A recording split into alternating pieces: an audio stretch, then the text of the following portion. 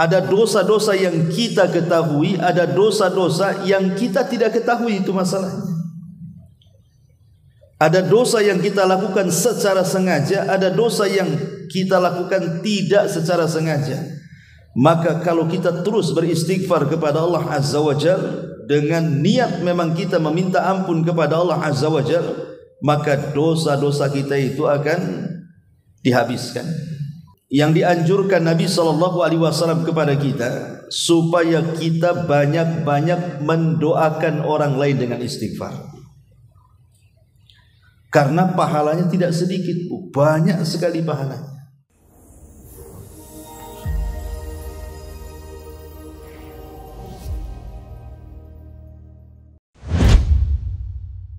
Assalamualaikum warahmatullahi wabarakatuh. Kita lanjutkan kajian kita, masih membahas kitab 175 Jalan Menuju Surga Allah Azza wa Jalla. Dan kita masuk pada poin ke-6, meraih pahala dari setiap mukmin dan juga mukminah. Kita baca hadisnya baru kita jelaskan. Nabi SAW bersabda dalam sebuah hadis yang dikeluarkan oleh Imam At-Tabarani dan dihasankan oleh Syekh Albani, man istaghfara lil mu'minina walil mu'minati kataballahu lahu bi kulli mu'minin wa mu'minatin hasanatan. Barang siapa yang memohon ampunan untuk kaum mukminin dan kaum mukminah, niscaya Allah mencatat baginya satu pahala dari setiap mukmin dan juga mukminah. Alangkah indah doa yang diucapkan oleh seorang untuk memohon ampunan bagi dirinya, kedua orang tuanya, kaum mukminin dan mukminah, baik yang masih hidup di antara mereka ataupun yang sudah mati. Allah Subhanahu wa taala berfirman ketika menyebutkan doa Nabi Nuh alaihi salam, Rabbighfirli wali walidayya waliman dakhala baitiya mu'minan walil mu'minina wal mu'minati wala tazididz zalimina illa tabara. Ya Rabb kami, atau ya Rabbu, ampunilah aku, ampuni pula ibu bapa, ampuni pula orang-orang yang masuk ke rumahku dengan beriman dan semua orang yang beriman, laki-laki ataupun perempuan. Dan janganlah engkau tambahkan bagi orang-orang zalim itu melainkan kebinasaan. Kemudian juga Nabi Ibrahim berkata, Rabbana ighfirli wa liwalidayya walil mu'minina yawma yaqumul hisab. Ya Rabb kami, beri ampunlah aku dan kedua ibu bapa dan sekalian orang-orang yang beriman pada hari terjadinya hisab pada hari kiamat. Allah juga berfirman ketika memuji para hambanya yang mukmin, walladzina ja'u min ba'dihim yaquluna rabbana ighfir lana wa li ikhwanina alladzina sabaquna bil iman wa la taj'al fi qulubina ghillan lil ladzina amanu rabbana innaka raufur rahim. Dan orang-orang yang datang sesudah mereka, maksudnya muhajirin dan ansar, mereka berdoa,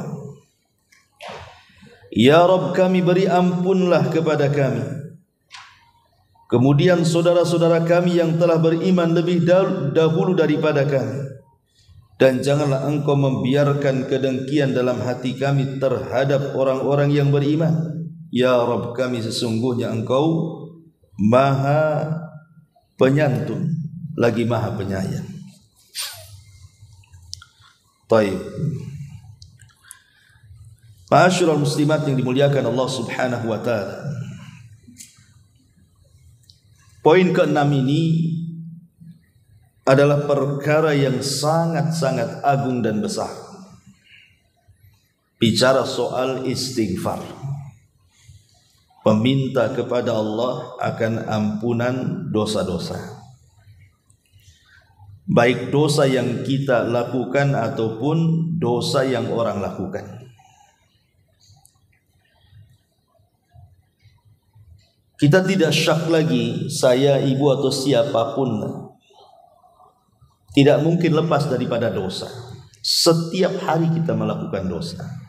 Entah mata kita, entah telinga kita, entah lisan kita, entah hati kita, atau mungkin gerak kaki dan tangan kita. Setiap hari kita melakukan dosa. Tetapi Allah Subhanahu wa taala adalah zat yang Maha Pengampun. Sebesar apapun dosa yang kita lakukan, apabila kita dengan niat yang tulus memintakan ampun akan dosa-dosa kita, pasti Allah Subhanahu wa taala mengampuni.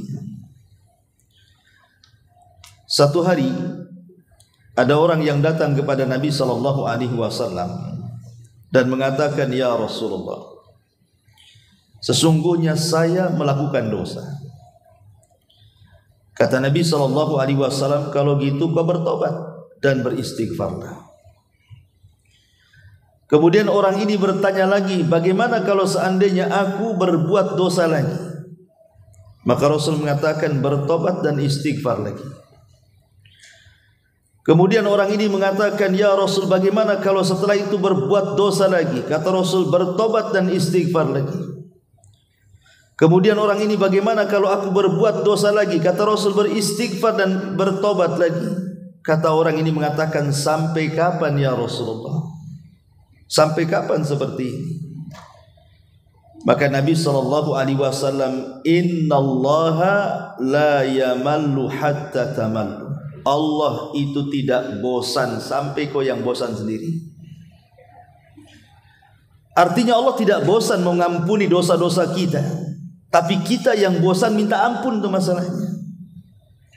Maka jangan pernah bosan untuk minta ampun dan beristighfar. Jangan sekali-kali menumpuk dosa. Kalau bisa satu hari ini kita melakukan dosa, di hari yang sama juga kita istighfar. Makanya Nabi SAW, beliau sendiri setiap hari beristighfar itu paling sedikit 70 sampai 100 kali. Itu Nabi itu. Padahal Nabi itu maksum kan. Tidak mungkin Rasul melakukan dosa kayak kita begini, tidak. Tapi Rasul mencontohkan harusnya seorang hamba seperti itu, perbanyak istighfar. Karena kita tidak tahu, ada dosa-dosa yang kita ketahui, ada dosa-dosa yang kita tidak ketahui, itu masalahnya. Ada dosa yang kita lakukan secara sengaja, ada dosa yang kita lakukan tidak secara sengaja. Maka kalau kita terus beristighfar kepada Allah Azza wa Jalla dengan niat memang kita meminta ampun kepada Allah Azza wa Jalla, maka dosa-dosa kita itu akan dihabiskan. Ma'asyiral muslimat yang dimuliakan Allah Azza wa Jalla, kita bahas bab ini dulu baru kita bentangkan soal istighfar. Dalam bab ke-6 ini, Bu, ini anjuran yang dianjurkan Nabi SAW kepada kita, supaya kita banyak-banyak mendoakan orang lain dengan istighfar. Karena pahalanya tidak sedikit, Bu, banyak sekali pahalanya. Coba perhatikan hadis ini. Rasul mengatakan, "Man istaghfara lil mu'minina wal mu'minat." Sesiapa yang memohonkan ampun bagi setiap mukmin laki-laki ataupun mukmin perempuan, kataballahu lahu bi kulli mu'minin wa mu'minatin hasanatan. Maka Allah Subhanahu wa taala akan mencatat bagi dia untuk satu mukmin atau satu mukminah itu satu kebaikan. Bu, kalau seandainya kita katakan nih, Allahumma ighfir lil muslimina wal muslimat wal mu'minina wal mu'minat al ahya'i minhum wal amwat. Ya Allah, ampunilah muslim-muslim laki-laki atau perempuan, mukmin-mukmin laki-laki atau perempuan, yang hidup atau yang mati. Siapa yang bisa menjumlah muslim di dunia ini coba? Ibu tahu berapa jumlahnya orang Indonesia saja yang Islam, yang mukmin? Enggak tahu kan? Siapa yang bisa menjumlah? Orang Batam saja yang muslim itu kita tidak tahu jumlahnya berapa. Satu kota Batam. Kalau seandainya kita mengatakan, ya Allah ampuni orang-orang muslim, orang-orang yang beriman di kota Batam ini, kita tidak tahu jumlah orang yang beriman di kota Batam ini. Apalagi kalau seandainya kemudian kita umumkan kalimatnya, ya Allah ampunilah semua orang yang beriman dimanapun mereka berada. Ibu tahu berapa jumlahnya? Enggak tahu kan? Bisa saja mungkin bukan hanya jutaan, miliaran. Karena orang yang beriman, yang hidup dan yang mati itu tidak ada yang tahu jumlahnya kecuali Allah. Padahal kalau kita katakan, ya Allah ampuni satu orang yang beriman saja, itu sudah satu kebaikan. Lah kalau kita katakan kemudian, ya Allah ampuni orang-orang yang beriman dimanapun mereka berada, setiap satu mukmin satu kebaikan. Anggap saja nih, ibu memintakan ampun kepada 1 miliar jiwa orang yang beriman, berarti ibu dapat 1 miliar kebaikan. Luar biasa ini kan, Bu. Kita enggak sadar saja. Kalau kita berdoa kepada Allah Subhanahu wa taala, Allahumma ighfir lil mu'minina wal mu'minat, ya Allah ampuni mukmin laki-laki dan perempuan dimanapun mereka berada, berapa pahala yang ibu dapat itu coba. Karena kita tidak tahu jumlah orang yang beriman satu dunia ini berapa coba.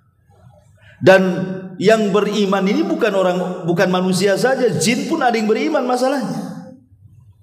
Sudah jumlah manusia kita tidak tahu berapa jumlah orang yang beriman, jumlah jin juga kita tidak tahu berapa jin yang beriman, jumlah orang yang hidup berapa tahu kita tidak tahu berapa jumlahnya, belum yang mati lagi. Luar biasa, banyak sekali pahala kita itu. Karena satu kepala satu kebaikan masalahnya. Makanya jangan bakhil kita ini mendoakan istighfar kepada orang lain. Di sini Nabi SAW mengatakan, barang siapa yang memohonkan ampun untuk satu mukmin atau satu mukminah, niscaya Allah akan berikan pahala setiap satu mukmin atau mukminah itu satu kebaikan. Seandainya satu kota Batam saja kita sudah mendapatkan banyak sekali itu kebaikan, karena satu orang dianggap satu kebaikan kan. Kalau ibu doakan 1000 orang yang beriman, berarti ibu dapat 1000 kebaikan. Kalau 1 miliar ya 1 miliar kebaikan. Sementara kita tidak tahu jumlah orang yang beriman satu dunia ini berapa jumlahnya.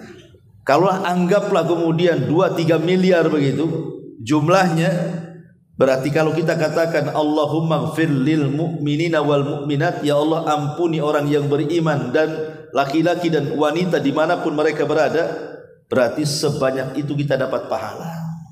Itu baru manusianya, Bu. Belum dari kalangan jinnya. Itu bagi yang hidup, belum yang matinya.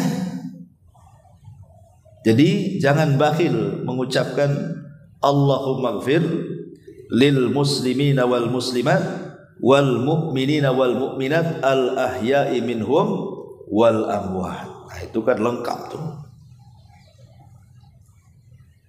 Baca sajalah ibu habis sholat gitu kan, habis zikir sholat, nanti di ujung habis zikir itu ibu katakan saja Allahumma ighfir lil muslimina wal muslimat wal mu'minina wal mu'minat al ahya'i minhum wal amwat.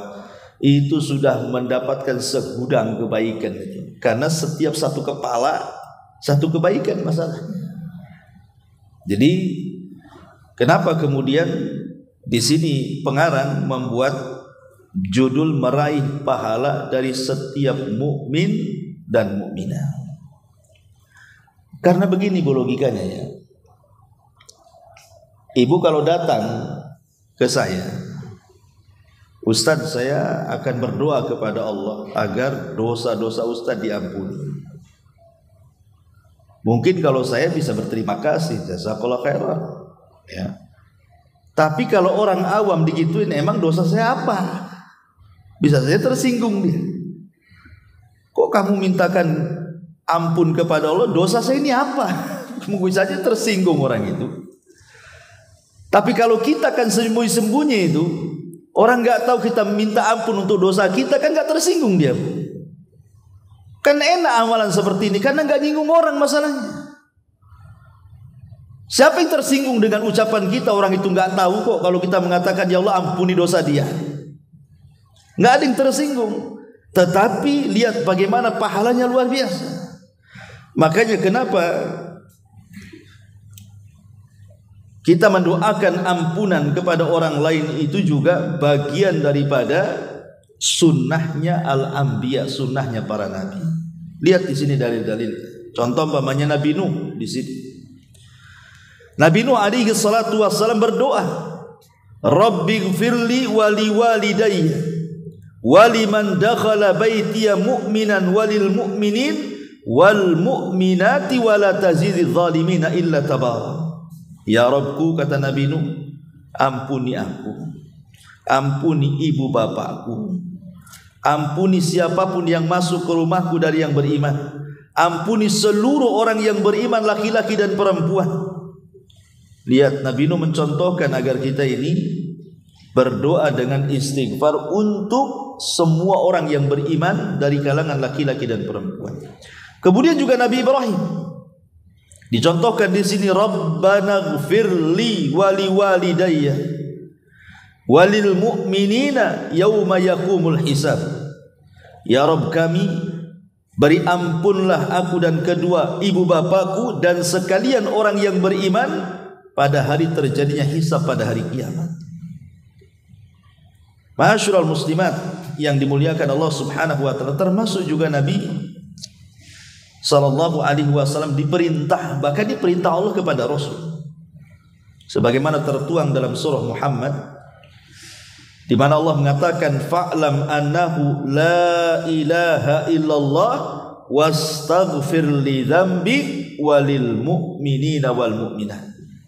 Ketahuilah bahwa tidak ada sesembahan yang berhak disembah kecuali Allah, dan mintalah ampun untuk dosamu wahai Muhammad dan untuk dosa orang-orang yang beriman, baik dari kalangan laki-laki atau perempuan. Jadi Allah perintahkan Nabi untuk mendoakan orang lain dari umatnya dengan doa ampunan, karena tadi pahalanya besar sekali.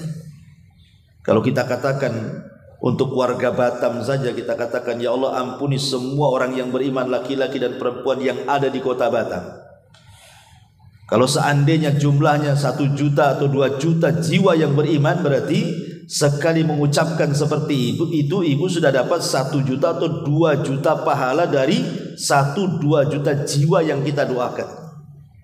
Itu satu kota Batam, gimana satu Kepri, gimana satu Indonesia, gimana satu dunia, gimana manusia dan jinnya, gimana yang hidup dan yang matinya. Oh, banyak kali pahala kita itu. Ma'asyiral muslimat yang dimuliakan Allah Subhanahu wa taala. Lalu apa faedahnya? Apa faedahnya kalau kita ini mendoakan dengan doa istighfar kepada orang lain, itu apa hikmahnya itu? Yang pertama, hikmahnya sebutkan para ulama adalah hadza ikram minallahi ta'ala di hadhil ummah. Ini bentuk kemuliaan dari Allah yang Allah berikan kepada umat ini. Jadi ini kemuliaan dari Allah untuk umat ini dengan memudahkan bagi umat ini mendulang pahala sebanyak-banyaknya dengan amalan seringan-ringannya. Amalannya kan ringan, Bu, tapi pahalanya besar, ya kan? Pahalanya banyak. Hanya ngomong, ya Allah, ibu nggak bisa bahasa Arab, tidak apa-apa, tinggal ngomong saja, ya Allah, ampunilah dosa-dosa orang-orang yang beriman, baik laki-laki atau perempuan, baik yang hidup atau yang mati, baik manusia atau jin. Jelasin makin jelas lagi kan, dimanapun mereka berada, di alam dunia atau alam gaib, Ibu ya. Gak masalah kalau memang tidak bisa bahasa Indonesia, bahasa Arab, pakai bahasa Indonesia. Nah, ini kemuliaan namanya. Allah Subhanahu wa taala berikan kemuliaan kepada kita dengan mendulang pahala sebanyak-banyaknya dengan amalan seringan-ringan. Cukup ngomong begitu saja. Coba Bu, kalau ibu mengucapkan satu kalilah berapa banyak itu orang yang beriman, kita dapat kebaikan mereka juga. Kalau mengucap 2 kali, kalikan saja. Mengucap 3 kali, kalikan saja. Bagaimana kalau tiap hari itu? Setiap habis sholat kita berdoa seperti itu, maka pahala kita akan banyak sekali. Ini yang pertama. Kemudian yang kedua, dikatakan oleh Imam Ibnu Atiyah, wajibun ala kulli mu'min an yastaghfira lil mu'minina wal mu'minat fa innaha sadaqatun. Wajib atas setiap yang beriman untuk berdoa istighfar, memintakan ampun akan dosa terhadap orang yang beriman, laki-laki atau perempuan, karena itu bagian dari sedekah yang kita berikan kepada orang. Terkadang ibu, kalau sedekah dengan uang, kadang di antara kita ada yang bakhil. Boleh jadi ada niat untuk sedekah, tak jadi ketika ada barang-barang yang belum kebeli kan. Ada rencana mau nyumbang, tak jadi, nanti ajalah, ini belum lunas. Kadang-kadang kita ini mau sedekah dengan harta, tak jadi. Atau memang sama sekali tidak ada keinginan kan untuk bersedekah dengan uang, karena kebakhilan kita. Tetapi Allah Subhanahu wa taala buka pintu sedekah itu selebar-lebarnya. Tidak harus dengan uang sedekah itu. Dengan cara mendoakan saudara kita dengan ampunan agar dosa-dosa mereka diampuni Allah, itu bagian daripada sedekah juga. Ini yang kedua. Kemudian yang ketiga, husnul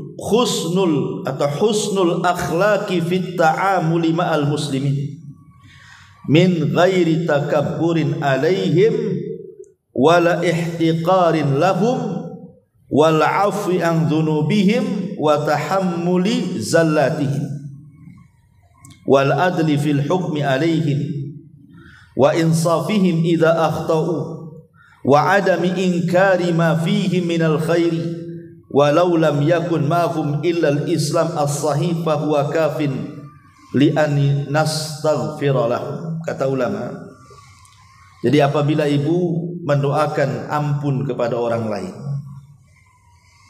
ya Allah, ampunilah saudara-saudaraku dari kalangan orang yang beriman, laki-laki atau perempuan, dan begitu seterusnya. Ini bagian daripada keindahan akhlak. Ini bagian daripada keindahan akhlak Islam. Di mana kalau kita mau mendoakan saudara kita dari kalangan orang-orang muslim atau orang yang beriman dengan doa ampunan itu, hakikatnya ibu sedang merontokkan sikap sombong. Jadi sedang menghilangkan kesombongan. Makanya kita doakan orang lain. Orang yang sombong itu tidak mau mendoakan orang lain, dia maunya diri sendiri saja. Tapi ketika mendoakan orang lain, berarti kita menghilangkan sifat sombong kita. Kemudian juga sikap ihtiqar, merendahkan orang. Karena ketika kita mendoakan secara umum, berarti mencakup orang fakir, mencakup orang kayanya kan itu ya, mencakup orang yang punya jabatan, mencakup orang yang biasanya, dan begitu seterusnya. Karena kan kita umum doanya, berarti tercakup semuanya itu, baik orang yang di bawah kita, baik orang yang di atas kita. Jadi kalau seandainya kita katakan ya Allah ampuni dosa-dosa mereka secara umum, berarti juga kita sudah menegakkan akhlak Islam yang indah. Pertama tadi menghilangkan kesombongan, yang kedua menghilangkan tidak merendahkan orang. Kemudian juga melatih kita memaafkan dosa-dosa orang. Kalau ada orang yang melakukan kesalahan kepada ibu, kemudian datang minta maaf, belum tentu ibu kasih maaf kan. Apalagi kalau dosanya ibu anggap sudah tidak bisa ditolerir tuh. Karena memang memaafkan itu berat, Bu ya, memaafkan itu berat. Minta maaf itu berat, tapi memaafkan kan lebih berat lagi. Ya. Enak saja kamu menyakiti saya, sekarang datang minta maaf. Iya, hatimu plong, tapi hatiku ini enggak plong-plong nih. Kadang-kadang kan seperti itu. Ya. Ada orang minta maaf kan supaya plong hatinya. Kita yang memaafkan ini kadang-kadang ya di lisan saja, ya saya maafkan, tapi hatinya itu belum tentu. Lah ketika kemudian kita katakan ya Allah ampunilah dosa orang itu, berarti kan kita melatih diri untuk memaafkan. Itu faedahnya. Ya. Kemudian juga berusaha adil kepada mereka. Ya kan mereka Islam juga, mukmin juga, saudara kita juga. Masa kita tidak memaafkan mereka? Jadi kita diajari sifat adil gitu ya. Termasuk juga tidak mengingkari ma fihi minal khairi, apa yang terdapat dari kebaikan dari mereka. Seandainya kemudian kita tidak kenal mereka siapa, yang penting kita tahu dia muslim, maka kita sudah dianjurkan untuk memintakan ampun kepada saudara kita, kenal ataupun tidak kenal. Ini yang ketiga. Jadi ketika kita mendoakan saudara kita yang beriman dengan kebaikan itu, hakikatnya kita sedang menampakkan keindahan akhlak Islam. Kemudian yang keempat, ada mutazkiyatin nafsi, tidak merasa bersih sendiri. Tidak merasa bersih sendiri. Seolah-olah kita ini enggak punya dosa karena kita istighfar terus, yang lain itu berlumuran dosa gitu. Maka ini juga bisa menghilangkan tazkiyatun nafs, merasa sok suci lah bahasa kitanya ya. Makanya kita ketika mengatakan ya Allah ampuni dosaku dan dosa orang lain, berarti memang kita mengakui bahwa kita juga banyak dosanya. Sebagaimana orang juga melakukan dosa, kita pun melakukan dosa. Jadi tidak merasa bersih sendiri. Kemudian juga al-hathu ala jam'i kalimatil muslimina alal haq. Yang kelima, dengan kita mendoakan orang lain dengan istighfar itu menunjukkan apa? Jam'il kalimatil muslimin, menunjukkan tanda ukhuwah Islamiyah, persaudaraan sesama muslim, sehingga saling mendoakan ampunan satu dengan yang lainnya. Oh, kita ini muslim satu dengan yang lain bersaudara. Apabila satu sakit kita merasakan sakit, apabila satu umpamanya merasakan lemah, kita juga merasakan lemah, dan begitu seterusnya.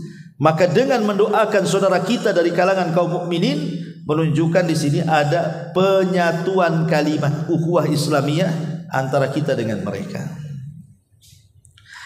Kemudian juga yang nomor 6, al-inkar ala man yaghtab al-muslimin bidhunubihim bitadhkirihi bi annal wajib alaihi an yastaghfira lahum la an yaghtabahum.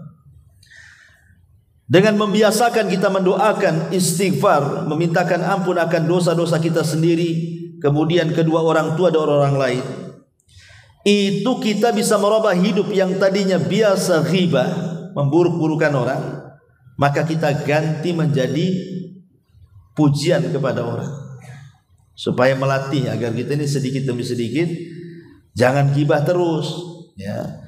Dengan kita memintakan ampun saudara kita kan otomatis kita tidak mungkin menggibah. Karena kalimat istighfar memintakan ampun akan dosa-dosa itu menunjukkan apa? Bahwa orang itu orang baik, kita doakan. Tapi kalau kita gibah kan seolah-olah dia orang jelek masalahnya. Makanya kita harus menggibahnya. Ketika kita ganti bahasa ghibah dengan istighfar, berarti ini kita sudah menebarkan kebaikan di tengah-tengah manusia. Dan ini bisa melembutkan hati. Orang yang suka mendoakan yang lain itu lembut hatinya. Tapi orang yang jarang mendoakan orang lain itu keras hatinya. Ya. Ma'asyiral muslimat yang dimuliakan Allah Subhanahu wa taala, termasuk juga di antara hikmahnya adalah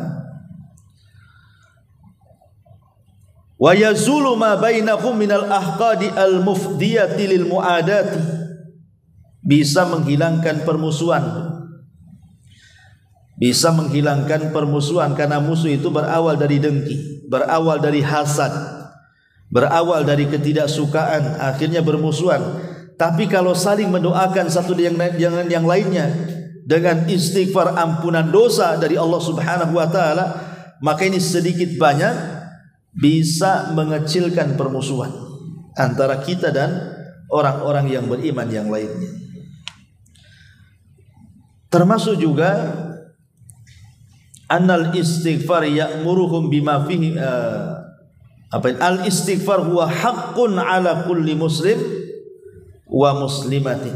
Bahkan ini bagian daripada kewajiban, hak-hak seorang muslim kepada muslim yang lainnya adalah dengan mendoakan kebaikan. Dan lebih daripada itu, setiap doa kebaikan kita kepada orang yang beriman dan dia tidak tahu kita sedang mendoakan dia, maka kita akan mendapatkan doa yang sama yang kita doakan kepada orang lain. Dan itu nanti pada bab ke-7 nanti. Malaikat yang ditugaskan untuk mengawalnya akan mengucapkan amin ketika kita berdoa dan dia tidak tahu, maka kita akan mendapatkan hal yang sama yang kita doakan kepada orang lain. Contoh umpamanya saya katakan, ya Allah, mudah-mudahan anak orang itu soleh, maka Allah mengatakan anakmu juga soleh, gitu maksudnya. Jadi kalau kita mendoakan orang lain dengan kebaikan itu, maka akan dibalas dengan hal yang sama, dengan doa yang kita doakan kepada orang lain. Lah kalau seandainya kita mendoakan istighfar kepada orang lain, ya Allah ampuni dosa dia, maka malaikat akan datang, dosa-dosamu juga diampuni, gitu maksudnya. Karena malaikat akan mengaminkan. Nah ini kan luar biasa. Inilah di antara faedah-faedah berdoa istighfar kepada orang lain. Baik, kita masuk pada faedah istighfar secara umum.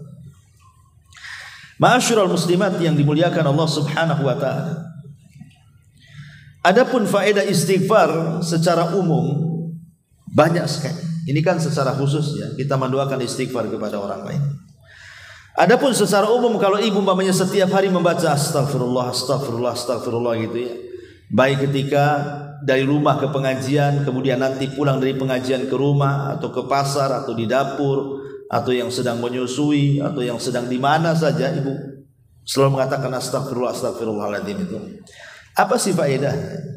Istighfar itu, kalimat istighfar itu bisa mempengaruhi alam semesta. Jadi kalimat istighfar itu bisa mempengaruhi alam semesta. Makanya Nuh alaihi salatu wassalam digambarkan di dalam Al-Quranul Karim ketika mengatakan kepada kaumnya, faqultustaghfiru rabbakum innahu kana ghaffara yursilis samaa alaikum midrara wa yumdidkum bi amwalin wa banin wa yaj'al lakum jannatin wa yaj'al lakum anhar. Nuh mengatakan kepada kaum, istighfar, kata Nuh alaihi salam, karena Rabb kalian itu zat yang maha pengampun. Kalau kalian memperbanyak istighfar, kata Nabi Nuh alaihi salatu wassalam, Allah akan curahkan hujan dari langit. Bayangkan, dengan istighfar alam bisa berubah. Datang hujan, yang dengan hujan ini akhirnya sungai-sungai teraliri, kemudian hutan-hutan menjadi subur, dan begitu seterusnya. Jadi istighfar, kalau kita mengatakan astagfirullah, alam ini bisa berubah. Dan ini keajaiban istighfar. Kemudian juga di antara faedah istighfarnya adalah, istighfar ini kalau kita lazimkan terus-terusan, Bu, tidak berhenti. Mungkin ibu sampai ratusan bahkan ribuan kali dalam sehari dan dijadikan wirid di setiap hari astagfirullah astagfirullah itu, lihat khasiatnya kata Rasul. Man lazimal istighfar, barang siapa yang melazimkan istighfar, lisannya tidak pernah berhenti astagfirullah astagfirullah begitu. Ya. Apa yang terjadi kata Rasulullah? Ja'alallahu min kulli hammin faraja wa min kulli dzikin makhraja wa razaqahu Allahu min haitsu la yahtasib. Kata Nabi SAW, siapa yang melazimkan istighfar, maka setiap kebingungan ibu akan menjadi sebuah kebahagiaan. Setiap kesempitan dada akan menjadi sebuah kelapangan, dan ibu akan diberikan rizki dari arah yang tidak disangka-sangka, kata Nabi. Bahkan ada seorang syekh bercerita, Bu. Jadi seorang syekh ini bercerita begini. Dia punya murid. Murid ini cerdas kata dia, Masya Allah. Karena syekh ini kan punya markas tahfidz Quran. Jadi ada muridnya itu cerdas sekali, kalau ngapal cepat, rajin, soleh gitu, tidak pernah meninggalkan qiyamul lail. Setiap hari dia baca minimalnya 5 juz, karena memang berada di tahfidz Quran gitu. Jadi selepas selesai, lah kebetulan memang hidupnya fakir, tidak punya apa-apa. Jadi selesai mondok lah bahasa kitanya. Kemudian hampir 4-5 tahun tidak pernah ketemu. Dan Syekh tahu dia orang fakir, orang miskin, ya, tidak punya apa-apa. Di pondok pun tidak bayar gitu ya, karena kefakirannya tidak sanggup membayar. Tapi karena kecerdasannya oleh Syekh itu dibiarkan dia belajar itu sampai selesai. Jadi setelah 4-5 tahun tidak pernah ketemu tuh. Sekali ketemu, rupanya muridnya ini sudah kaya. Dia pakai mobil yang sangat bagus sekali lah. Datang silaturahmi kepada syekhnya itu. Kemudian syekhnya kaget gitu ya, karena dia tahu kehidupan orang tuanya seperti apa, keluarganya seperti apa. Kok sekarang Masya Allah gitu, hanya keluar dari pesantren kemudian menghilang 4-5 tahun kok sudah menjadi orang kaya gitu. Jadi syekh ini senang. Kemudian diajak ngobrol-ngobrol. Jadi syekh ini ingin tahu rahasianya. Kenapa kamu bisa kaya? Kerja apa kamu?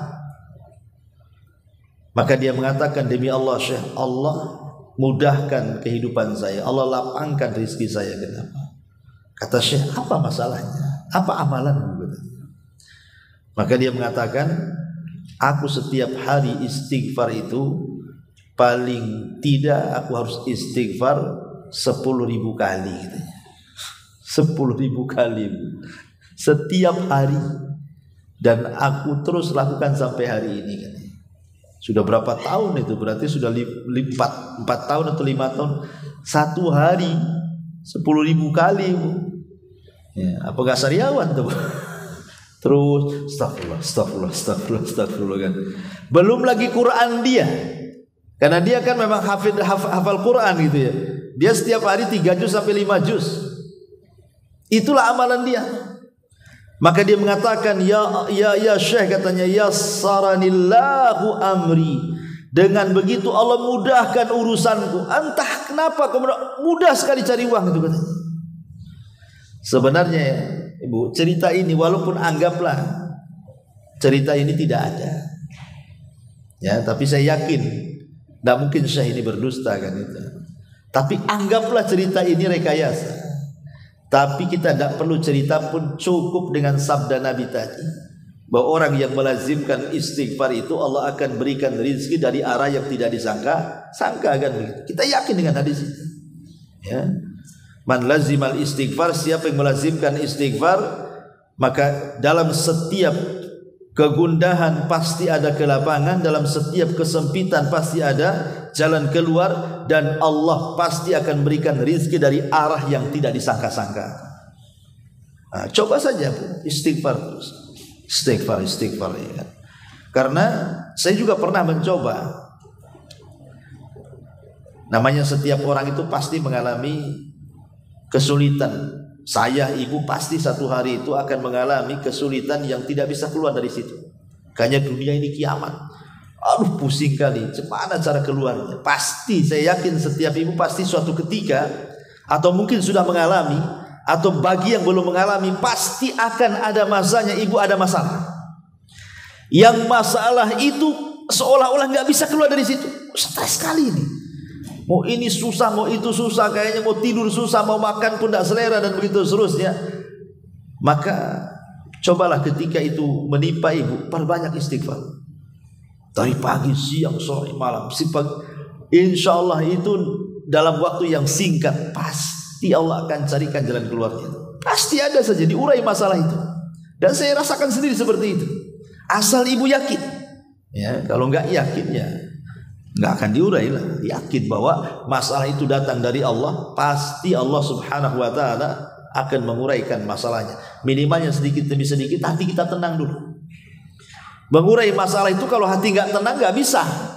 Tenang hati, datu berpikir, baru cari jalan keluar. Ada saja jalan keluarnya itu.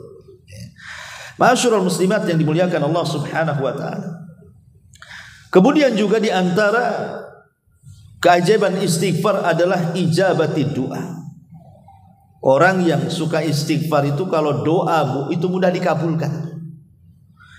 Dan itu dijelaskan di dalam firman Allah Subhanahu wa taala, "Ya qaumi ibudullaha ma lakum min ilahin ghair. Wa ansha'akum minal ardi wasta'marakum fiha." Di sini syahidnya, "Fastaghfiruhu summa tubu ilaihi inna rabbi qaribum mujib." Dalam surah Hud ayat 61 Allah mengatakan, "Fastaghfiruhu," maka beristighfarlah kalian kepada Allah. "Summa tubu ilaihi," bertobatlah kalian kepada Allah.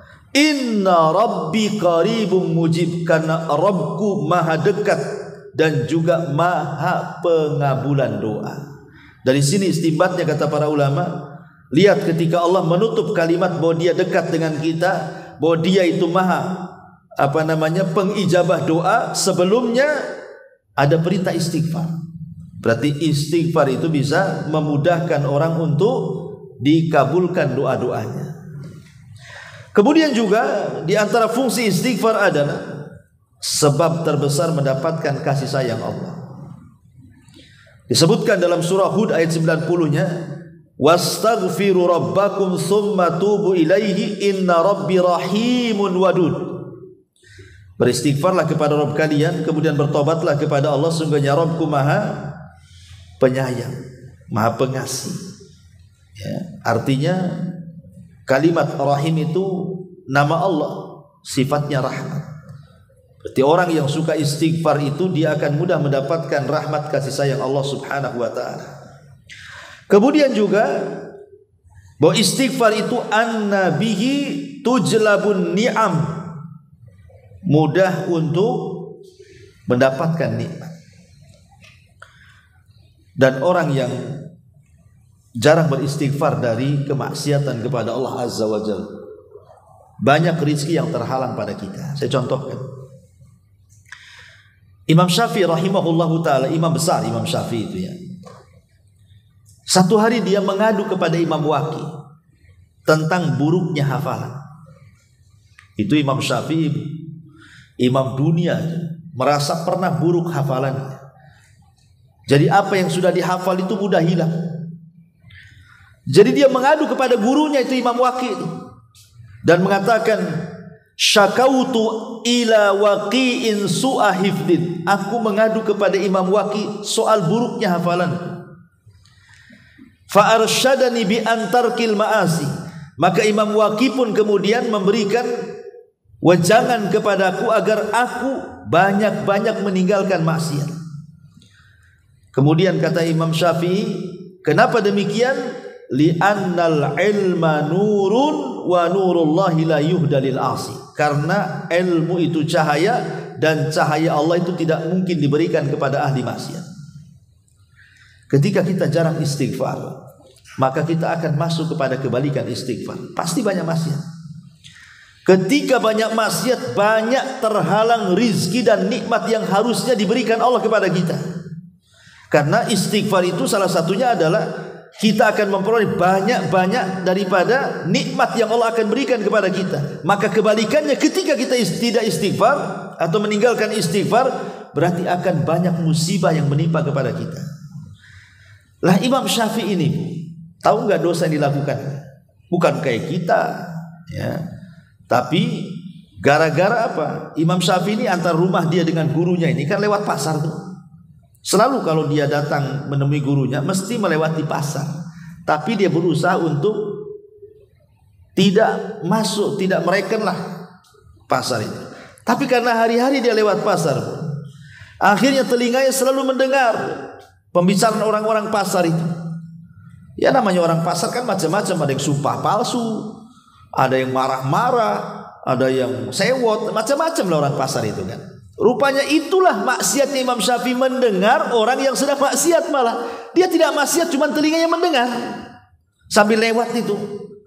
Akhirnya dia coba diganti rutenya, yang biasa lewat depan pasar, sekarang dia lewat belakang pasar. Karena lewat belakang pasar gak ada orang, Bu, hafalannya meningkat. Bayangkan, hanya itu loh pengaruh. Dia tidak maksiat kan, hanya mendengar saja tuh, ya, itu sudah mengurangi hafalan. Makanya Bu, kalau ibu mamanya ngapal Quran, ya nggak mungkin lah, ya mungkin juga lah, nggak mustahil Bu Quran itu dihafal. Tapi biasanya karena kesibukan ibu, kayaknya kalau untuk menghafal Quran 30 juz itu mustahil ya Bu ya. Kalau juz 30 saja nggak pernah nambah gitu ya, mau 30 juz. Tapi sebenarnya tidak ada, bagi saya sih tidak mustahil. Saya itu waktu di Yaman Bu, jadi ada orang tua usianya hampir 80 tahun dan dia penjaga gerbang markas ya. Dia baca Quran tidak bisa, maksudnya kalau kita kasih sodorkan mushaf suruh baca tuh tidak bisa dia. Tapi dia melihat orang-orang Indonesia yang semangat menghafal Quran, atau orang-orang Malaysia yang belajar di situ, pokoknya banyak orang luar negeri yang belajar di situ. Tiba-tiba dia semangat ingin menghafal Quran, tapi tak bisa baca Quran. Tapi tidak mustahil bagi Allah. Dia beli tip Bu, zaman dulu itu kan belum ada handphone, pakai tip kecil, masih pakai kaset itu. Ya dia beli kaset 30 juz, kemudian beli tip kecil gitu ya. Sony, kalau itu mereknya Sony kan, Sony itu dulu itu mereknya. Jadi pamannya diambil surah Al-Fatihah itu, dia setel kan. Pamannya Syekh ini membaca Alhamdulillahirabbil alamin, dimatikan. Kemudian dia coba mengingat dan mengulang Alhamdulillahirabbil alamin, diulang-ulang sampai 100, sampai 200, sampai 300 kali Bu, sampai hafal. Baru kemudian pindah ke ayat 1, ke ayat 2, ke ayat 3. Masya Allah, tanpa sadar bertahun-tahun akhirnya kaki ini dapat hafal Quran hanya dengan metode seperti itu. Hafal Quran dia, padahal baca Quran ini tidak bisa, hanya model mendengar. Jadi setiap satu ayat ditangkapnya, diulang-ulang hafal. Pindah lagi ayat kedua, lama-lama Qurannya hafal. Kan gak ada yang mustahil bagi Allah, karena Quran itu kan walaqad yassarnal Qur'ana lidzikra, walaqad yassarnal Qur'ana lidzikri. Bahwa Quran itu Allah mudahkan. Artinya bahwa syaratnya satu saja, jangan banyak maksiat. Tapi kalau banyak maksiat ya susah lah ngapal Quran itu. Dan maksiat yang paling besar ya handphone itu Bu. Ibu ngapal Quran, wadduha, datang handphone, mana yang mau dihafal? Ya. Jadi nggak bisa. Makanya kalau ingin hafal Quran memang jauhkan handphone jauh-jauh tuh. Kayak anak pesantren kan tidak ada boleh pegang handphone Bu ya.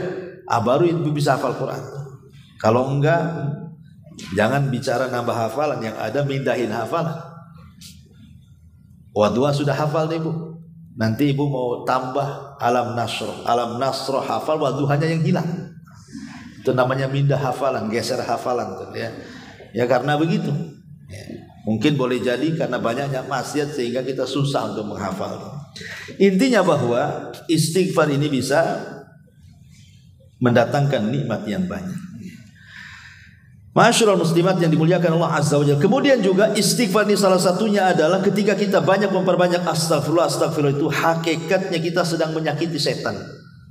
Setan itu tidak suka dengan orang yang sedang beristighfar.